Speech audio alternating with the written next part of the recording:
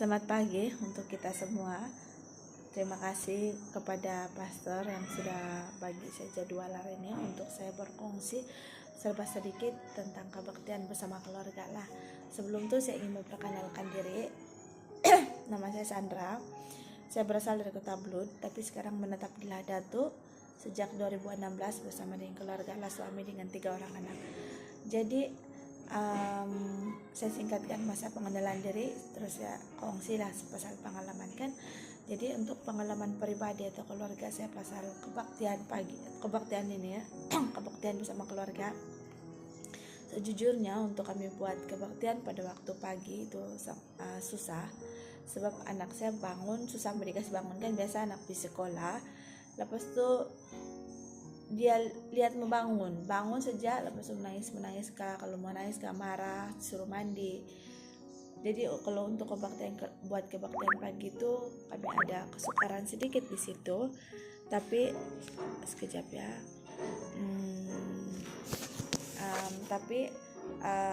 Kami buat kebaktian juga bersama keluarga, cumannya pada waktu malam sebelum anak-anak tidur. Di situ kami akan buat baca cerita kanak-kanak, lepas itu bernyanyi beberapa buah lagu, lepas itu sembahyang.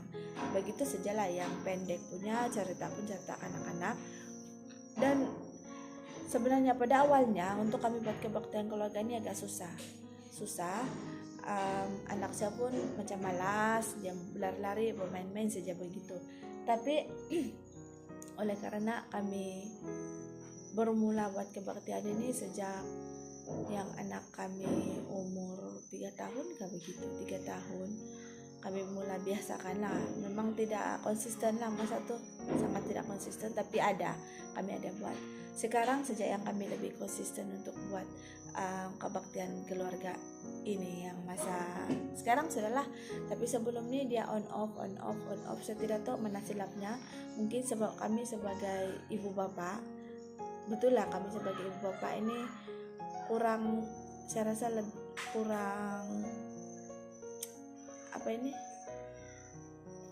kami kurang bawa lah budak kami kurang ke situ, kami kurang kepada kebaktian ini. Paling pun kami menyanyi, kalau menyanyi lepas itu sembahyang. Tapi sembahyang kami tidak pernah skip, cuma buat kebaktian duduk bersama baca cerita kitab tuh macam kami ada kurangnya di situ pada awalnya lah. Sekarang kami macam sadar sudah lambat juga sebenarnya buat kami untuk kasih konsisten ini, tapi sekarang oke, sudahlah, konsisten sudah. Kalau kami lambat masuk bilik tidur pun bawa anak ini sembahyang kebaktian baca cerita anak-anak ini sudah bawa dia punya buku cerita, lepas tuh mama let's read the story. Tapi kalau bapaknya masih mandi, dia akan tunggu sampai semua ada di situ baru kami buat sama-sama. Itulah, tidak ada yang tinggal ceritanya begitu. Tapi kalau dia sangat agak mencabar juga lah pada awalnya, sebab saya dengan suami saya pernah berada, masa kami bujang dulu, kami pernah berada dalam satu K group. Masa itu kami masih belajar, itu pun kami punya ketua tuh kasih bangun kami seawal pagi tuh. Kalau saya lah, dia kasih bangun jam 4:30 begitu untuk mulakan pagi bersama Tuhan. Dipanggil pagi bersama Tuhan, masa tuh kami punya kebaktian pribadi lah. Jadi kami akan baca setiap hari, kami akan baca satu ayat, lepas tuh mesti ada dihantar prinsip dengan aplikasi dengan kami punya ketua kayak grup itulah. Tapi di situ kami konsisten. Tapi bila masa kami sudah berkeluarga, untuk mencari balik konsistensi itu bersama kami semua berkeluarga, sebenarnya susah pula dia. Jadi saya dengan husband saya bilang, tidak boleh kalau kita teruskan begini, kita akan buat juga kebaktian bawa anak-anak ini. Jadi kami pun berbincang. Jadi saya pun lupa sudah bila kami mulai nih, tapi lama sudahlah. Jadi sekarang nih dia bukan lagi satu cabaran, tapi dia sudah jadi satu kewajiban, sebenarnya kewajiban bersama Tuhan setiap hari. tidak perlu lama pun sekurang, tapi dia kena adalah tidak perlu lama yang macam setengah jam supaya anak-anak ini tidak betah, tidak dapat duduk lama. Dia akan bermain sana bermain sini, tapi kami buat yang mana yang anak-anak suka, yang macam baca cerita Alkitab, yang buku ada gambar-gambar, begitu sejak kami buat sekarang lah. Jadi kalau bilang mencabar atau tidak, memang susah untuk bermula. Kalau kami lah macam susah untuk kami konsisten. Bermula itu tidak susah, tapi susah untuk konsisten.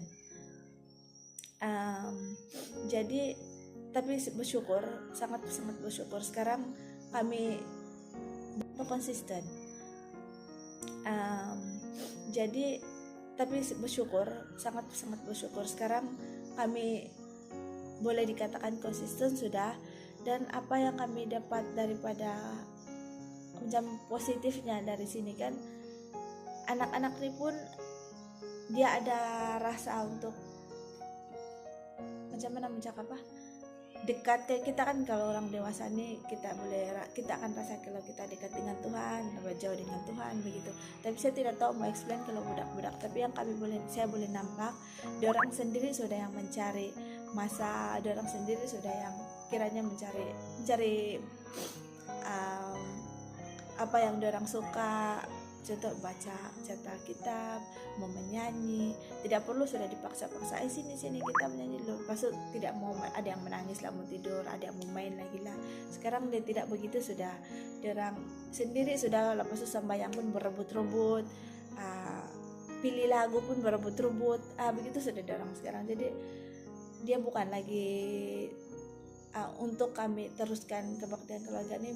Sangat bersyukurlah, tidak perlu sudah yang macam dipaksa itu budak-budak, tapi diorang sendiri sudah yang mau, mama I want to read this, I want to share, I want to pray, I want to sing.